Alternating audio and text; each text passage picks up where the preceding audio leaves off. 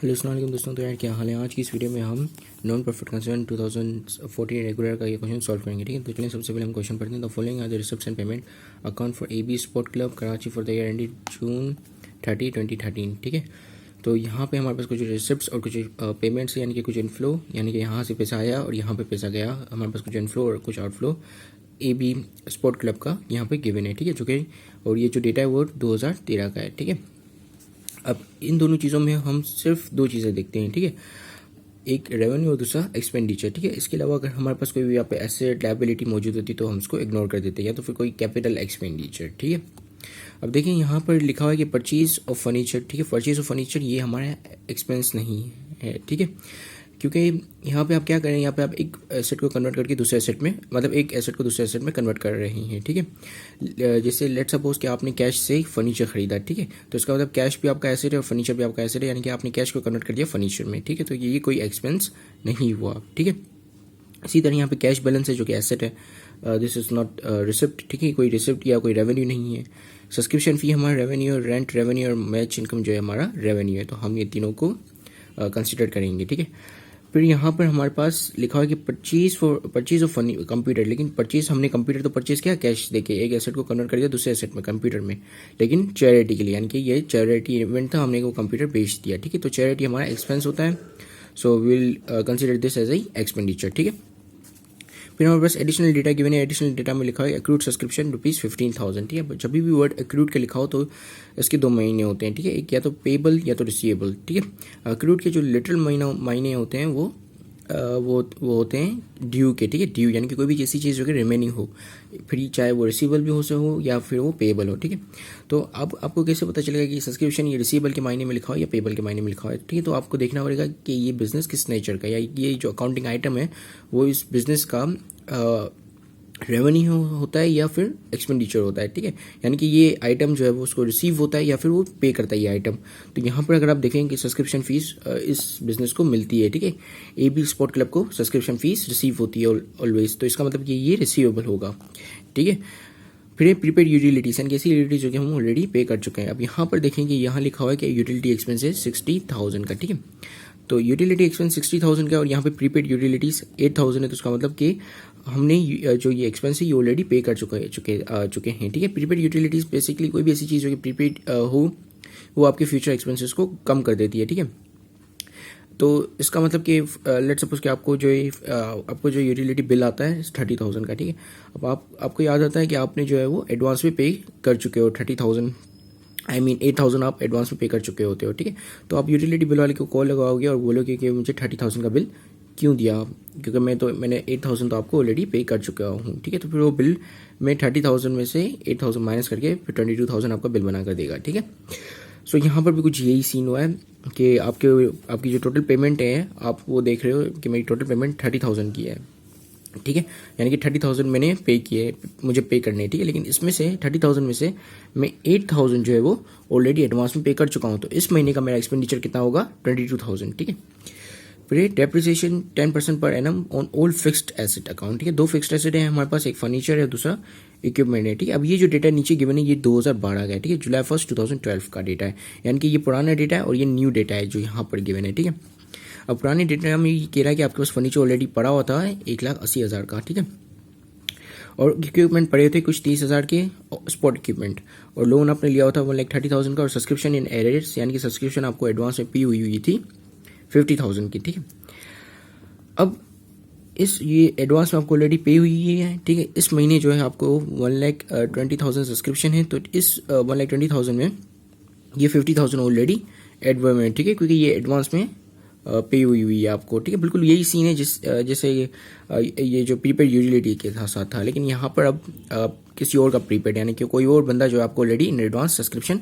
पे कर चुका है। ठीक है, तो सब्सक्रिप्शन आपको इन एडवांस पे हो चुकी है, तो आप जो इस महीने की जो सब्सक्रिप्शन फीस है 20,000 में से ये जो एडवांस वाली है ये आप डिडक्ट कर दोगे। ठीक है, निकाल दोगे, क्योंकि ये सब्सक्रिप्शन जो फीस है ये इसने लेट सपोज मैं आपको एक सिनेरियो बता देता हूँ। ठीक है, कि एक बंदा है, उसने आपको जो है वो 3 महीने की सब्सक्रिप्शन दे दी है। ठीक है, 3 महीने की सब्सक्रिप्शन दे दी है, फिर समझिए वो 3 महीने की सब्सक्रिप्शन कुछ 8,000 होती है। ठीक है, अब ये उसकी प्रीपेड सब्सक्रिप्शन इसने ऑलरेडी पे कर दिया। उसको पे करनी थी 10 महीने के बाद, लेकिन उसने 3 महीने में आपको इतने पैसे मतलब थोड़ी बहुत सब्सक्रिप्शन की एडवांस में पे कर दी, ठीक है। अब लेट्स सपोज उसके बाद 3 महीने के बाद उसने आपको कोई सब्सक्रिप्शन पे नहीं की, ठीक है। अब पूरे 10 महीने हो गए, 10 महीने के बाद जो है आपने उसको बिल बना के दिया, भाई तुम्हारी तो सब्सक्रिप्शन पूरे 10 महीने की 1,20,000 है, ठीक है। ये एक सिनेरियो हम क्रिएट कर रहे हैं, ठीक है। सो 1,20,000 ये तो पूरे 10 महीने की हुई, ठीक है। तो वो बोलेगा कि भाई मैंने आपको 3 महीने की ऑलरेडी इन एडवांस पे कर चुका हूँ, तो वो तो काटो इसमें से, तो वो 50,000 उसमें ऑलरेडी पे कर चुके हैं, ठीक है। एरेट्स यानी कि जो पिछले की सब्सक्रिप्शन, जो पिछले महीने की जो सब्सक्रिप्शन पीरियड महीने की जो सब्सक्रिप्शन रिमेनिंग है, ठीक है, तो उसको हम कहते हैं सब्सक्रिप्शन इन एरेट्स, ठीक है। तो ये 50,000 इसमें से कट जाएंगे, ठीक है। और सब्सक्रिप्शन रिसीवेबल ये आनी है तो ये ऐड हो जाएंगे 15,000, ठीक है। फिर हमारे पास है परचेज, ये जो पिछले महीने हमारे पास या पिछले साल 2012 में हमारे पास फर्नीचर 1,80,000 का था, और इस साल हमने और ज़्यादा फर्नीचर परचेज किया 1,50,000। तो टोटल फर्नीचर कितना हो गया हमारे पास, 150 को एडअप कर दोगे 180 से, तो आपके पास पता चल जाएगा कि टोटल फर्नीचर कितना है, ठीक है। तो चलिए हम करते हैं, सबसे पहले हम पेमेंट साइड पे आ जाते हैं, ठीक है। पेमेंट साइड पे सैलरी टू ग्राउंडमैन 25,000, ये ऐसे ही आ जाएगा क्योंकि यहाँ पे सैलरीज के हवाले से कोई भी इन्फॉर्मेशन गिवन नहीं है। फिर रिपेयर एक्सपेंस 10,000, यहाँ पे रिपेयर एक्सपेंस के हवाले से कोई इन्फॉर्मेशन गिवन नहीं, तो ये भी एज इट इज आ जाएगा, ठीक है। Purchase of computer for charity, इसके हवाले से भी कोई एडिशनल डेटा गिवन नहीं, तो ये भी एज इट इज ही 60,000 एक्सपेंस लिखा जाएगा, ठीक है। क्योंकि ये जो चैरिटी कर रही है ये कंपनी अपनी जेब से कर रही है, अपनी जेब से पैसे निकाल रही है और कोई एसेट वगैरह को कन्वर्ट नहीं कर रही, ठीक है। उन्होंने पहले एसेट को कन्वर्ट किया कंप्यूटर में, लेकिन अब कंप्यूटर चैरिटी के लिए है, ठीक है। तो यानी कि कंपनी के यहाँ से जाना ही जाना है, तो कंपनी का क्या है, खर्चा है, ठीक है। फिर यूटिलिटी एक्सपेंसेस जो कि 30,000 है, और उसकी जो यहाँ पर एडिशनल इन्फॉर्मेशन में गिवन है कि प्रीपेड यूटिलिटी हमने ऑलरेडी पे कर दी थी 8,000, और हमारी जो अभी जो यूटिलिटी है वो 30,000 आनी है, तो 8,000 इसमें से आप रिड्यूस कर दोगे, ठीक है, 30,000 में से। फिर है प्रिंटिंग ऑफ मैच टिकट्स, ठीक है, जो कि 8,000 है, और ये बिल्कुल आपका एक्सपेंस है क्योंकि आपने पैसे दिए, जो खर्चा हुआ अपने आपको जो है प्रिंट करवाने थे टिकट्स, तो उसमें जाहिर सी बात है जो प्रिंट करेगा वो पैसे लेगा आपसे, तो ये खर्चा है, ठीक है। फिर purchase of furniture, this is asset, so we will not consider this, ठीक है। तो मैं ये इसको एक पेपर में लिख लेता हूँ, ठीक है। तो आपने बेसिकली नॉन प्रॉफिट कंसर्न में ये करना होता है कि एक्सपेंडिचर की साइड बनानी होती है, एक इनकम की साइड बनानी होती है, ठीक है। यहाँ पे जहाँ पे जो भी आपका खर्चा होता है आप सब यहाँ रिकॉर्ड करते हैं, और जो भी आपका रेवेन्यू होता है वो सब यहाँ पे इनकम में रिकॉर्ड की जाती है, ठीक है। फिर हम इनकम और एक्सपेंडिचर का डिफरेंस देखते हैं कि हमारी ज़्यादा इनकम ज़्यादा है या एक्सपेंडिचर ज़्यादा है, और जो भी अगर लेट सपोज कि इनकम ज़्यादा है तो उसका मतलब कि हम जो यहाँ पे एक सरप्लस रिकॉर्ड करके इन दोनों को बैलेंस कर देंगे। अगर हमारा एक्सपेंडिचर ज़्यादा है तो हम यहाँ पे डेफिसिट इनकम की साइड पर रिकॉर्ड करके इन दोनों को बैलेंस कर देते हैं, ठीक है। तो बेसिकली ये प्रोसीजर होता है नॉन प्रॉफिट कंसर्न की अकाउंटिंग करने का, ठीक है। अब यहाँ पर देखिए कि मैंने जो भी चीज़ें थी जो एज इट इज़ आनी थी वो मैंने सारी लिख ली, सिवाय यूटिलिटी एक्सपेंसेस के। यूटिलिटी एक्सपेंसेस 30,000 का था, लेकिन हम जो है वो 8,000 ऑलरेडी एडवांस में पे कर चुके थे, तो जिसकी वजह से ये 30,000 से कम होकर 22,000 हो गया, ठीक है, 8,000 से कम हो गया। फिर है प्रिंटिंग टिकट्स, हमने ये भी एज इट इज़ आ गई 8,000, ठीक है। अब हम डेप्रिसिएशन निकालेंगे किसका, इक्विपमेंट के ऊपर और फर्नीचर के ऊपर, ठीक है। तो 10% निकालेंगे हमारे पास। हम पहले calculator, let me just get my calculator, where is it, ये रहा कैलकुलेटर आ गया, ठीक है। अब देखो इक्विपमेंट जो है हमारी 30,000 की है, ठीक है। सो 30,000 पे मैं 10% डेप्रिसिएशन निकालूंगा, ठीक है। तो ये 10% आ गया 30,000 का, कितना, सॉरी 30,000 था, मैंने यहाँ पे 3,000 लिखा हुआ है, तो ये 3,000, ठीक है। तो इक्विपमेंट का डेप्रिसिएशन एक्सपेंस कितना आया, यहाँ पे हम लिख देते हैं 3,000, ठीक है। फिर हमारा फर्नीचर हमारा कितने का है, फर्नीचर जो हमारे पास पहले का पड़ा हुआ था वो था 180,000 का, ठीक है। 180,000 का हमारे पास 1,80,000 का फर्नीचर में 2012 में पड़ा हुआ था हमारे पास ऑलरेडी, ठीक है। फिर 2013 आया, 2013 में हमने और ज़्यादा फर्नीचर परचेज किया 1,50,000 का, ठीक है। 1,50,000 का हमने और मजीद फर्नीचर परचेज किया, तो हमारा टोटल फर्नीचर कितने का हो गया, 3,30,000 का, ठीक है। 3,30,000 का मैं अब 10% निकालूंगा, सो 3,30,000 का 10% हो जाएगा 33,000, ठीक है। तो यहाँ पे हम 33,000 यहाँ पे रिकॉर्ड कर लेंगे क्योंकि ये भी हमारा एक्सपेंस है, ठीक है। अब हम हमारी जितने भी एक्सपेंडिचर है तमाम की तमाम हमने लिख लिए हैं। अब हम आ जाते हैं हमारी इनकम की साइड पे, ठीक है। अब इनकम की साइड पे आप देखो कि आपके पास जितनी भी रिसिप्ट्स हैं, अब यहाँ पे हम रिसिप्ट्स को देखेंगे, ठीक है। कैश, तो ये कैश बैलेंस ये तो हमारा जो है एसेट है, उसको छोड़ दो, ठीक है। फिर सब्सक्रिप्शन फीस 1,20,000, ठीक है। 1,20,000 हमारी इस साल की सब्सक्रिप्शन फीस है, लेकिन पिछले साल की हमारे पास कुछ एडवांस में सब्सक्रिप्शन पड़ी हुई थी, जो कि हमारी जो अनअर्न सब्सक्रिप्शन है, ठीक है, अनअर्न सब्सक्रिप्शन हम इसके कहेंगे, क्योंकि ये जो सब्सक्रिप्शन हमको एडवांस में मिल चुकी थी, लेकिन इसके बदले में हमने कोई सर्विसेज नहीं दी थी, ठीक है। तो ये जो सब्सक्रिप्शन फीस में से हम जो ये अनअर्न सब्सक्रिप्शन इन एरियर्स जो कि हमें एडवांस में मिल चुकी है, वो हम इसमें से लेस कर देंगे, ठीक है। क्यों लेस करेंगे? क्योंकि जिस बंदे ने हमें सब्सक्रिप्शन दी थी, उसको जब हमने रिसिप्ट पकड़ाई तो उसने बोला कि भाई मैंने तो ये ऑलरेडी एडवांस में पे कर चुका हूँ, ठीक है। तो आप मुझे 1,20,000 का बिल कैसे दे रहे हो? 50,000 तो मैं ऑलरेडी आपको पे कर चुका हूँ, तो आप मुझे बिल कितने का दो? जब आप जो है 120,000 में 50,000 माइनस कर देंगे तो ये बन जाएगा आपका 70,000 का। तो बोलेगा भाई मुझे 70,000 का बिल दो ना, आप मुझे जो है 1,20,000 का बिल क्यों दे रहे हो, ठीक है। तो अब ये 70,000 का सब्सक्रिप्शन हो गया, लेकिन यहाँ पे हमारे पास एडिशनल डेटा में कि एक्रूड सब्सक्रिप्शन है हमारे पास 15,000 की, तो आप 17,000 में ऐड कर दोगे, 17,000 में ऐड कर दोगे कितने? 15,000, तो ये हो जाएगा आपका 85,000, ठीक है। तो हम यहाँ पे सब्सक्रिप्शन रेवेन्यू रिकॉर्ड करते हैं, ठीक है। सब्सक्रिप्शन, ठीक है। सब्सक्रिप्शन कितनी? पहले तो हम 120,000 में से माइनस कर देंगे हमारे 50,000, ठीक है। फिर 50,000 में प्लस कर देंगे हम कितने? 15,000, तो ये कितनी आ गई हमारी सब्सक्रिप्शन? 85,000, ठीक है। 85,000 सब्सक्रिप्शन हमने यहाँ पे रिकॉर्ड कर ली, ठीक है।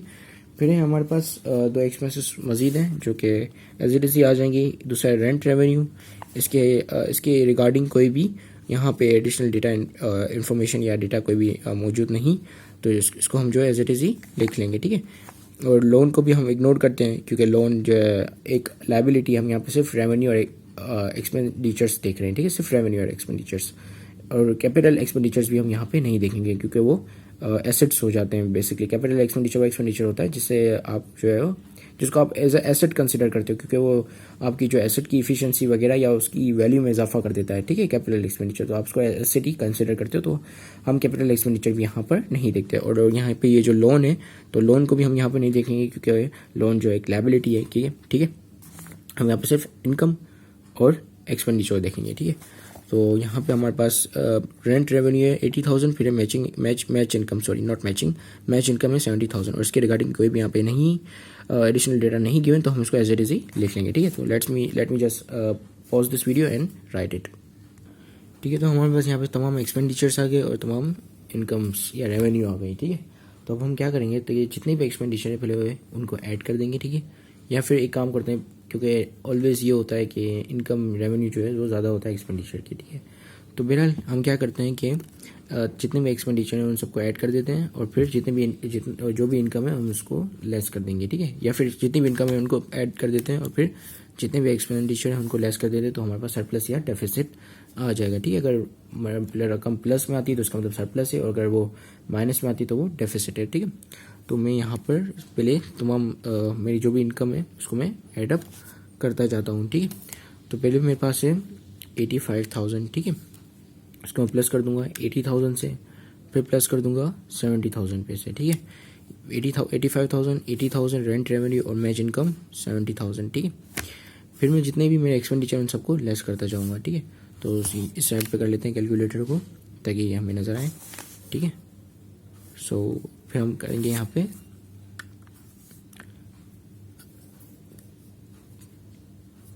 लेस कर देंगे 25,000 को, ठीक है। 25,000, फिर हम लेस कर देंगे 10,000 को, ठीक है। फिर हम लेस करेंगे 60,000 को, ठीक है।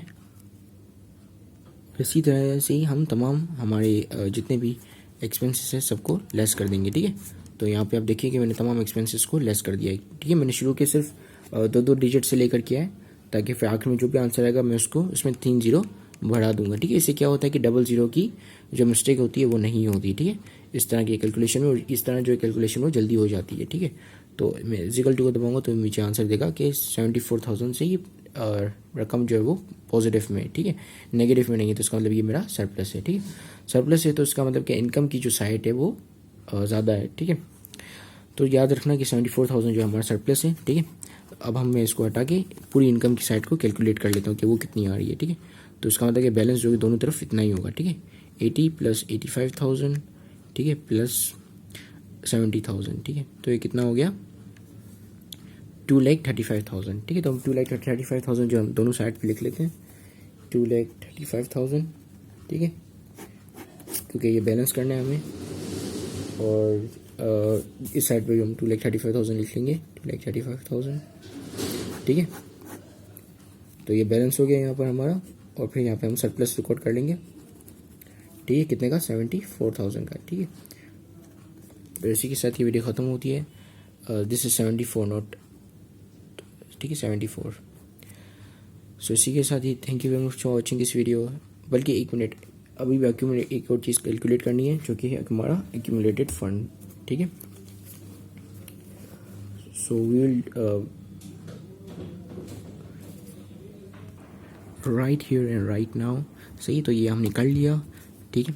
अब देखो एक्यूमुलेटेड फंड जो हमें कैलकुलेट करना था वो 2 जुलाई 2012 का करना था, तो जिसके साथ हमने जुलाई 2012 का डेटा लिया, ठीक है। अब इसमें हमने क्या करना है कि जितने भी एसेट है सबको प्लस कर देना है, और फिर जितनी भी लाइबिलिटीज़ है उनको लेस कर देना है, ठीक है।